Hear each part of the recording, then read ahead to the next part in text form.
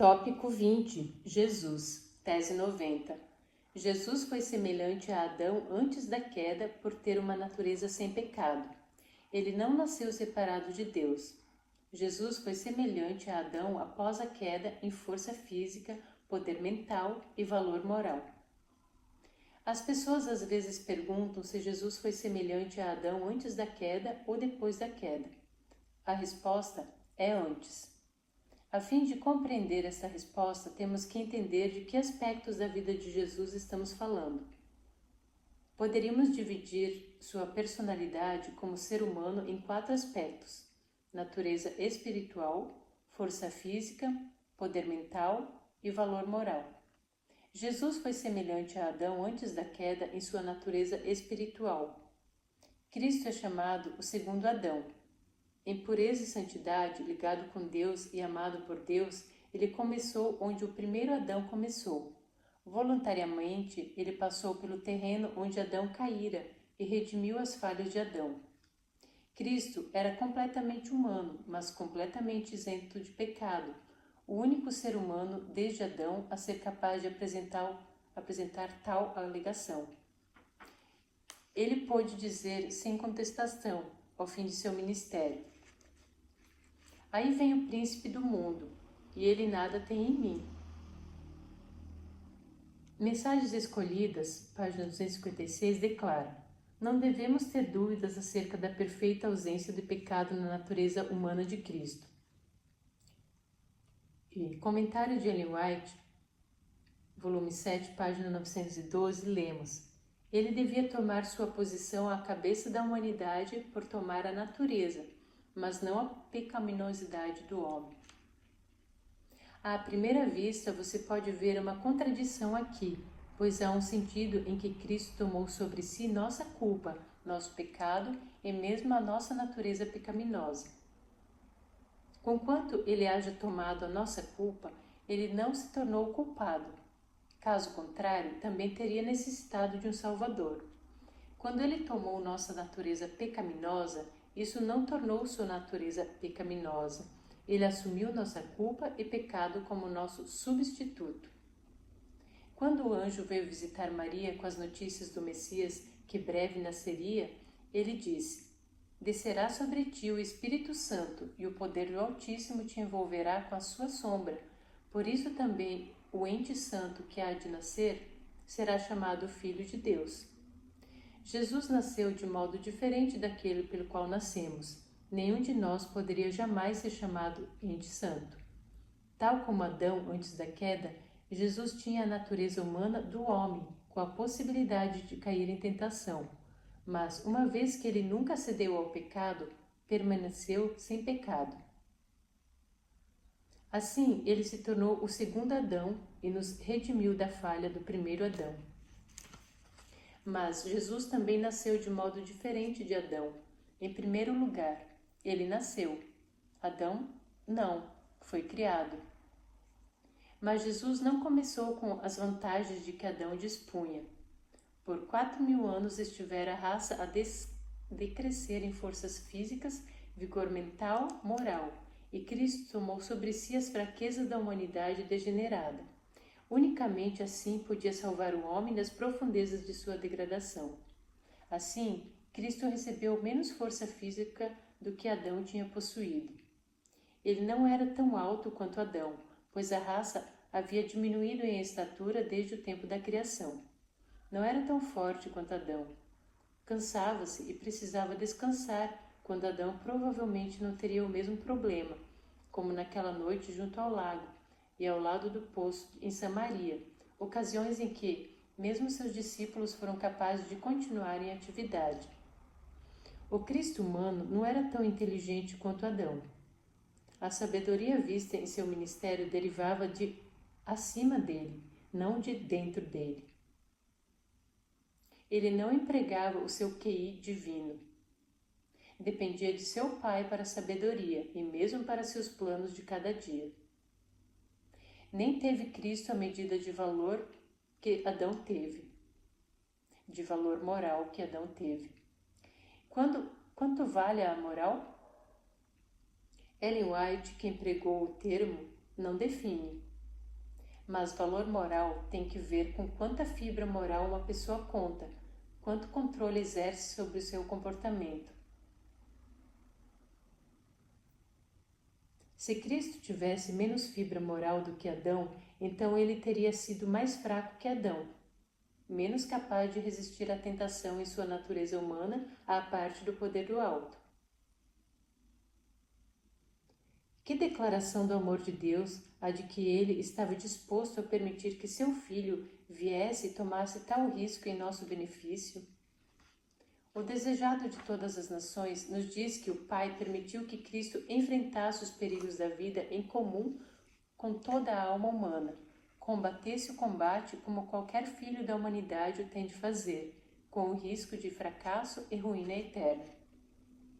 Nós ansiamos em escudar nossos entes queridos do poder de Satanás, mas Deus deu seu Filho unigênito para que a vereda da vida fosse assegurada aos nossos pequeninos. Nisto está o amor.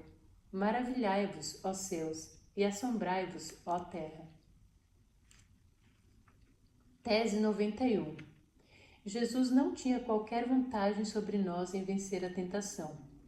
Na economia moderna, muitas pessoas se acham tendo problemas financeiros. Se se encontrar entre esse grupo, você talvez deseje assistir a um seminário que tem por título Como Viver Dentro de Sua Renda. Está sendo promovido por John Rockefeller. Está interessado?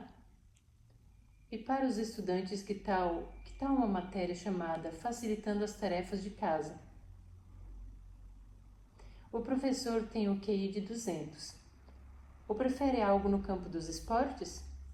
Que tal um programa sobre voos acrobáticos dirigido pelo anjo Gabriel? Se Jesus veio apenas para ser o nosso Salvador, então não haveria de ser tão importante o modo como viveu aqui. Mas se ele veio para ser o nosso exemplo e mostrar-nos como viver, então ele deve viver a vida como a devemos viver. De outro modo, não seríamos capazes de tirar proveito do seu exemplo. O desejado de todas as nações, página 16, declara: se tivéssemos de sofrer qualquer coisa que Cristo não houvesse suportado, Satanás havia de apresentar o poder de Deus como sendo insuficiente.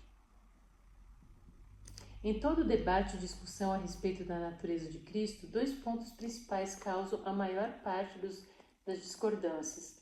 A questão do que significa que Jesus foi tentado em todos os pontos como nós, contudo sem pecado, ver Hebreus 4, e como pôde ter nascido sem pecado de parentesco humano. Nenhuma dessas questões tem aplicação direta em nossa vida, e ambas são questões que nos têm sido apresentadas como mistérios sobre o que não deveríamos gastar bastante tempo para tentar dissecar. Por outro lado, quase todos parecem concordar sobre dois pontos básicos nesse assunto: que Jesus não teve vantagem sobre nós para vencer a tentação, e que ele venceu o pecado do mesmo modo por que podemos vencer. Estes são pontos práticos de que temos muita informação inspirada. Nem mesmo por um pensamento cedeu Jesus à tentação, e a mesma vitória pode também ser nossa. Apocalipse 3:21 declara que podemos vencer da mesma maneira que Jesus venceu. Mediante a vitória de Cristo, as mesmas vantagens de que ele dispunha são providas ao homem, porque pode partilhar de um poder fora e acima dele mesmo, participando até da natureza divina pela qual pode vencer a concupiscência que há no mundo. Assim, Jesus não teve qualquer vantagem sobre nós ao vencer o pecado. Portanto, ele está qualificado a mostrar-nos como viver. Ele veio e experimentou as necessidades e fraquezas da humanidade, de modo a poder oferecer assistência àqueles que devem viver dentro dos limites da humanidade. Sem dúvida, Jesus possuía todos os tipos de vantagens sobre nós, pois ele era Deus tão seguramente quanto era homem. Mas ele nunca empregou as vantagens com que nasceu, e na medida em que não as empregou, essas mesmas vantagens lhes deram uma desvantagem igual ou maior comparado a nós. Tese 92. Jesus venceu a tentação da mesma maneira porque podemos vencer, pelo poder do alto, não pelo poder vindo de dentro. Jesus tinha trabalhado incansavelmente o dia inteiro, ensinando e curando o povo. Ao chegar à noite, foi com os discípulos para o lado do lago. Estava exausto. Mal começara a viagem, adormeceu na polpa do barco. Os discípulos nem perceberam. Eram pescadores, não professores. Por todo o dia havia Jesus feito seu trabalho. Agora era tempo de eles fazerem o deles. Talvez fossem um tanto desajeitados, tentando administrar o povo como ele fazia, mas estavam aprendendo. Contudo, coisas relacionadas com o mar e embarcações eram de seu campo de atividades normal e estavam confiantes em que podiam enfrentar o que quer que acontecesse. A princípio, não se preocuparam quanto à tempestade. Tinham testemunhado muitas tempestades nesse mar em particular e haviam superado a todas. Lutar para manter o controle do barco absorvia-lhes a atenção, e no momento em que a borrasca atingia o auge, eles haviam até esquecido que Jesus estava a bordo. Parece incrível, não é verdade? Ficamos intrigados ao pensar em como puderam ter se esquecido. Mas quantas vezes não nos temos esquecido de Jesus? Já lhe ocorreu isso? Já teve um quase acidente na estrada, tendo que depender de sua habilidade como motorista para salvar-se, em lugar de rogar por ajuda do alto? Já se defrontou com uma crise familiar, quando as emoções estavam alteradas e as palavras eram cortantes e você tentava amainar o furor da crise, tendo se lembrado de orar depois? Quando um de seus filhos é vítima de ferimento ou enfermidade súbita, a quem chama primeiro? O médico da família ou o grande médico? É possível mesmo hoje esquecer-se que Jesus está a bordo, não é? A experiência de Jesus e seus discípulos naquela noite no lago é uma parábola para nós hoje, de como Jesus venceu a tentação. Desejado de todas as nações, página 249, descreve-o nestes termos. Quando Jesus foi despertado para enfrentar a tempestade, estava em perfeita paz. Nenhum indício de temor na fisionomia ou no olhar, pois receio algum havia em seu coração. Contudo, não era na posse da força onipotente que ele descansava.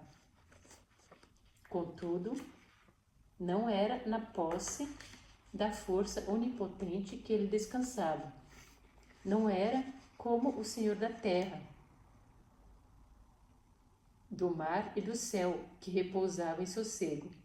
Esse poder depusera-o ele e diz: Eu não posso de mim mesmo fazer coisa alguma. Confiava no poder de seu Pai. Foi pela fé, no amor e cuidado de Deus, que Jesus repousou, e o poder que impôs silêncio à tempestade foi o poder de Deus. Como Jesus descansou pela fé no cuidado do Pai, assim devemos repousar no de nosso Salvador. Ellen White prossegue, fazendo a ligação entre a tempestade no mar e as tempestades da tentação que nos sobrevêm. Quantas vezes se repete em nós a experiência dos discípulos? Quando as tempestades das tentações se levantam e fuzilam os terríveis relâmpagos e as ondas se avolumam por sobre nossa cabeça, sozinhos combatemos contra a tormenta, esquecendo-nos de que existe alguém que nos pode valer. Confiamos em nossa própria força até que nos foge a esperança e vemo-nos prestes a perecer. Lembramo-nos então de Jesus e, se o invocarmos para nos salvar, não o faremos em vão. Embora nos reprove magoado a incredulidade e a confiança em nós mesmos, nunca deixa de nos conceder o auxílio de que necessitamos. É bom sabermos que Jesus venceu do mesmo modo que podemos vencer. Bom, por que ele viveu a vida tal como devemos vivê-la?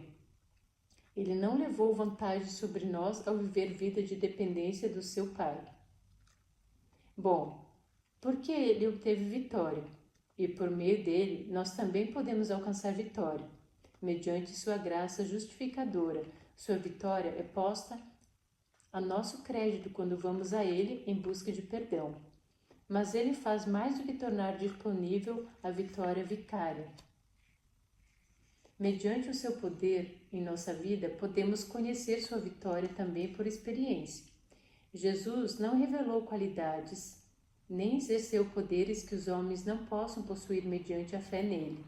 Sua perfeita humanidade é a que todos os seus seguidores podem possuir se forem sujeitos a Deus como ele o foi. Em Mensagens Escolhidas, encontramos estas palavras: resistiu ele à tentação, mediante o poder que o homem também pode possuir. Apoiou-se no trono de Deus, e não existe homem ou mulher que não possa ter acesso ao mesmo auxílio pela fé em Deus. Pode o homem tornar-se participante da natureza divina. Não vive uma alma que não possa chamar o auxílio do céu, quando tentada e provada. Cristo veio para revelar a fonte de seu poder, a fim de que o homem não confiasse jamais em suas capacidades humanas desajudadas. Cristo pôs de parte seu divino poder quando veio à Terra. Contudo, foi mediante o poder divino que ele se tornou vitorioso. Ele renunciou ao uso de sua divindade inerente e, em vez disso, dependeu de um poder acima dele. E o mesmo poder nos está disponível. A divindade pode ser combinada com a humanidade em nossa vida, tal como foi na dele. E por tornar-nos co-participantes da natureza divina, podemos ser vencedores. Tese 93. Jesus achava os pecados repulsivos. Na medida em que dependamos de Deus, também acharemos os pecados repulsivos. Em virtude de ter vivido toda sua vida terrenal dependendo de seu pai, em razão de jamais ter cedido à tentação de separar-se de seu pai, mesmo por um instante, o diabo não foi capaz de tentá-lo com pecados, plural. Ele achava os pecados repulsivos. Seguidas vezes é dada evidência nos escritos inspirados. Hebreus 1:9 diz a respeito de Cristo: amaste a justiça e odiaste a iniquidade. O desejado de todas as nações, página 77, diz: todo pecado, toda discórdia, toda contaminadora concupiscência trazidas pela transgressão lhe era uma tortura para o espírito. Odiando o pecado com o ódio perfeito, ele, Jesus, acolheu, no entanto, sobre sua alma os pecados de todo o mundo. Seu caráter revelava um perfeito ódio pelo pecado. Cristo sempre conservou o mais vigoroso ódio pelo pecado.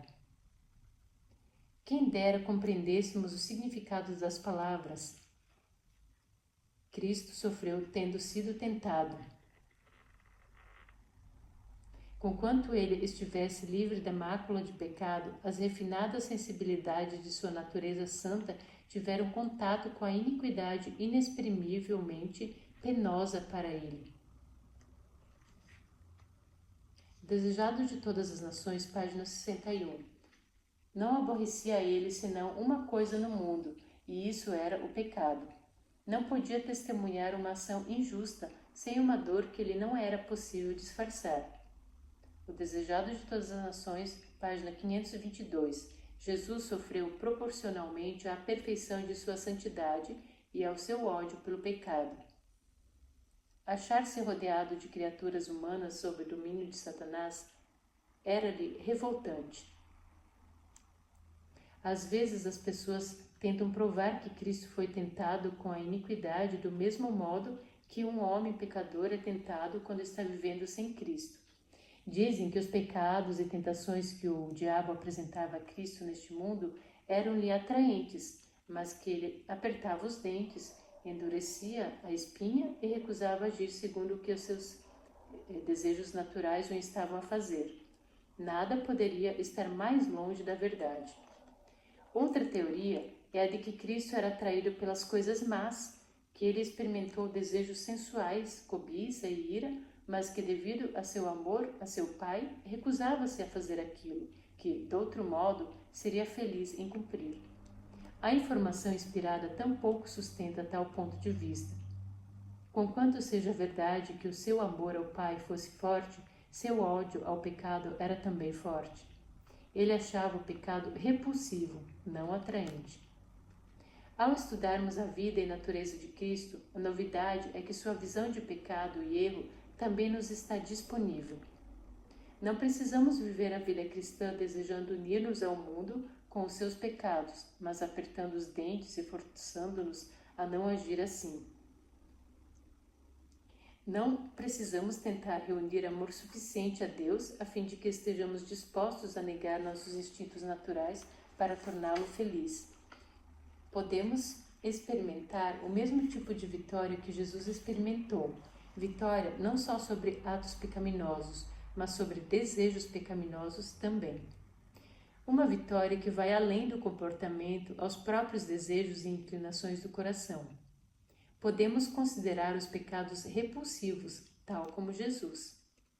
Novamente, a evidência nos escritos inspirados é considerável. Em Mensagens aos Jovens, página 338, diz: quando estivermos revestidos da justiça de Cristo, não teremos nenhum prazer no pecado.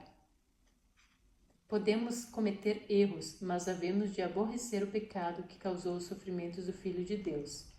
Em O Grande Conflito, página 647, pela sua própria experiência dolorosa, compreenderam a malignidade do pecado, seu poder, sua culpa, suas desgraças e para ele olham com aversão. Em O Grande Conflito, página 508, diz: no coração renovado há ódio e decidida resistência ao pecado. Em Testemunhos, volume 2, página 294, fala da pessoa convertida. Sua vida pregressa parece-lhe repulsiva e detestável. Ele odeia o pecado. E O Desejado de Todas as Nações, página 498, diz: quando conhecermos a Deus como nos é dado o privilégio de o conhecer, nossa vida será de contínua obediência.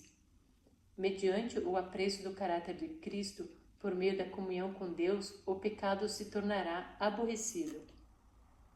Você aprecia os pecados ou os acha repulsivos e detestáveis? A diferença está em conhecer a Deus, como lhe é dado o privilégio de fazê-lo, ou não. Você não odiará o pecado pelo fato de empenhar-se arduamente nisso. Aprende a odiar o pecado empreendendo o necessário esforço para conhecer a Deus e ter comunhão com Ele dia a dia. Aprende a odiar o pecado, empreendendo o necessário esforço para conhecer a Deus e ter comunhão com Ele dia a dia. Não importa em que ponto comece o estudo da salvação pela fé em Jesus Cristo. Você sempre termina no mesmo lugar. Você o conhece? Conhecê-lo é a base de todas as coisas que se seguem. Conhecê-lo é vida eterna. Tese 94. Nunca poderemos ser como Jesus foi, mas podemos agir como Jesus agia. Lembra-se do cântico infantil? Quero ser como Jesus? Ser como Jesus, este é o meu cântico, em casa e na multidão. Ser como Jesus o dia inteiro. Quero ser como Jesus. É possível ser como Jesus? Ou esse cântico estava errado? É possível ser como Jesus em alguns sentidos, mas não em outros? Para começar, sabemos que há um modo pelo qual nunca seremos como Jesus, pois Ele é Deus e nós não. Ele é nosso Criador e nós apenas criaturas. Podemos tornar-nos participantes de sua divina natureza mediante sua presença no íntimo de nossa vida, mas nunca deixaremos de ser seres humanos. Assim, nesse sentido, jamais podemos ser como Jesus. A encarnação de Cristo sempre foi e continuará sendo um mistério. O que é revelado é para nós e nossos filhos, mas que todo ser humano seja advertido quanto a tornar Cristo inteiramente humano, um como nós, pois isso não pode ser. Comentário de Ellen White, volume 5, página 1129. Mas, mesmo quando limitamos nossa comparação do aspecto humano da natureza de Jesus, ainda achamos que nunca podemos ser exatamente como Ele. Ele nasceu como o ente santo, isento de pecado, por natureza desde o nascimento, como vimos na tese 90. Nós nascemos separados de Deus, pecaminosos por natureza desde o nascimento. Enquanto vivemos neste mundo, teremos essa diferença em nossa natureza. Outra maneira pela qual jamais nos igualaremos a Cristo é nosso passado pecaminoso. Temos um histórico comprometedor. Por toda a eternidade, sempre nos acharemos em necessidade da graça justificadora e perdoadora de Cristo para cobrir nossos pecados passados. Uma vez que Jesus nunca pecou, ele nunca teve um passado pecaminoso. Contudo, é ainda possível sermos semelhantes a Jesus. Podemos viver como Jesus viveu e trabalhar como ele trabalhou. Podemos obter vitória sobre as tentações do mesmo modo como ele obteve, mediante dependência de um poder do alto, em lugar de um poder de dentro. Podemos viver em relação a Deus como ele viveu, e assim descobrir que as diferenças entre nós não fazem diferença. Jesus viveu como homem. Por toda a sua vida neste mundo, ele nunca empregou seu poder divino até a manhã da ressurreição. Todos os milagres que Jesus realizou, ressuscitar os mortos, curar os enfermos, purificar os leprosos, expulsar demônios, caminhar sobre as águas, conhecer o pensamento das pessoas, foram também praticados por seus seguidores. As obras que Jesus fazia eram obras feitas por seu Pai. Jesus o disse em João 14:10. O Pai que permanece em mim faz as suas obras. Por cerca de 11 vezes o livro O Desejado de Todas as Nações menciona que a divindade irradiou através da humanidade. A primeira vez foi por ocasião da primeira purificação do templo, quando por um momento o véu da humanidade parecia ter deslizado para o outro lado, e a humanidade viu no seu íntimo um lampejo da divindade. Mas, mesmo então, as palavras utilizadas têm significado especial. É dito que a divindade irrompeu através, não a partir dele. Mesmo então, o Pai estava no controle, e foi a divindade do Pai que se revelou mediante seu Filho. Porém, ainda mais importante do que os milagres que Jesus realizou foi a vitória que obteve em sua batalha com o inimigo. Mediante a comunhão com o seu Pai, através da dependência de seu Pai, obteve ele a vitória. E a vitória dele pode ser nossa. Tal como as obras do Pai podem ser manifestas na vida de Jesus, assim pode ele operar em nós, tanto o querer como o realizar, segundo a sua boa vontade. Tese 95. O problema do pecado é um relacionamento interrompido entre Deus e o homem. O alvo da salvação é restaurar a relação entre Deus e o homem. Jesus deseja casar. Apocalipse 19, 6-9 fala a respeito disso. Então ouvi uma voz como de voz de numerosa multidão, como de muitas águas e como de fortes trovões, dizendo: Aleluia, pois reina o Senhor nosso Deus, o Todo-Poderoso. Alegremo-nos, exaltemos e demos-lhe a glória, porque são chegadas as bodas do Cordeiro, cuja esposa a si mesmo já se ataviou, pois lhe foi dado vestir-se de linho finíssimo, resplandecente e puro, porque o linho finíssimo são os atos de justiça dos santos. Então me falou o anjo: escreve, bem-aventurados aqueles que são chamados à ceia das bodas do Cordeiro. A relação entre a humanidade e Deus foi interrompida no Éden. Quando Adão e Eva pecaram, ocultaram-se e não mais vinham ansiosamente encontrar-se com Deus. Não mais podiam andar com ele na viração do dia. Adão e Eva tinham preferido não confiar naquele que havia sido apenas digno de confiança, e, desse modo, a relação com Deus foi desfeita. Mas Deus não desejava que a história terminasse aí. A comunhão com seus filhos era-lhe tão importante que ele se dispunha a ir até a cruz a fim de restaurar a interrompida relação. Veio pessoalmente andar com os homens, dessa vez velado com a humanidade, com vistas a superar o abismo causado pelo pecado. Desde que Cristo veio habitar entre nós, sabemos que Deus está relacionado com as nossas provações e se compadece de nossas dores. Todo filho e filha de Adão pode compreender que nosso Criador é o amigo dos pecadores, pois em toda doutrina de graça, toda promessa de alegria, todo ato de amor, toda atração divina apresentada na vida do Salvador na terra, vemos Deus conosco. E agora Jesus deseja casar. O que significa casar? Significa estar juntos pessoalmente e permanentemente. No aeroporto de Tóquio, minha esposa e eu, certa vez, conhecemos um cavalheiro sueco que ia encontrar a noiva em Seul, Coreia. Eles nunca se haviam encontrado. Haviam, mediante correspondência, tido muita comunicação a longa distância. Mas esta era a primeira vez que veriam um ao outro em pessoa. Ele, compreensivelmente, estava ansioso para se encontrar com ela. Não via a hora de casar, ansiando encontrá-la em pessoa e tê-la permanentemente. Mediante a oração e o estudo de sua palavra, temos estado em correspondência com Jesus. Aprendemos a amá-lo porque ele nos amou primeiro. Podemos, contudo, unir-nos a ele na espera do casamento, até o tempo em que possamos encontrá-lo pessoalmente e para sempre. Às vezes, as pessoas se preocupam com a possibilidade de que o relacionamento diário com Cristo se torne apenas outra rotina de obras. Mas o relacionamento não é simplesmente um meio para o fim. É o próprio fim. Não temos uma relação com Cristo a fim de sermos salvos.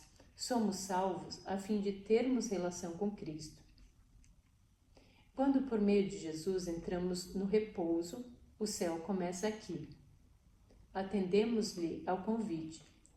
Vinde, aprendei de mim, e assim fazendo, começamos a vida eterna. O céu é o incessante aproximar-se de Deus por intermédio de Cristo. Quanto mais tempo estivermos no céu da bem-aventurança, tanto mais e sempre mais de glória nos será manifestado, e quanto mais conhecermos a Deus, tanto mais intensa será a nossa felicidade. Ao andarmos com Jesus nesta vida, podemos encher-nos de seu amor, satisfazer-nos de sua presença. Tudo quanto a natureza humana é capaz de suportar, é-nos dado receber aqui. Mas o que é isso comparado ao porvir? Desejado de todas as nações, página 246. Jesus deseja casar. E você?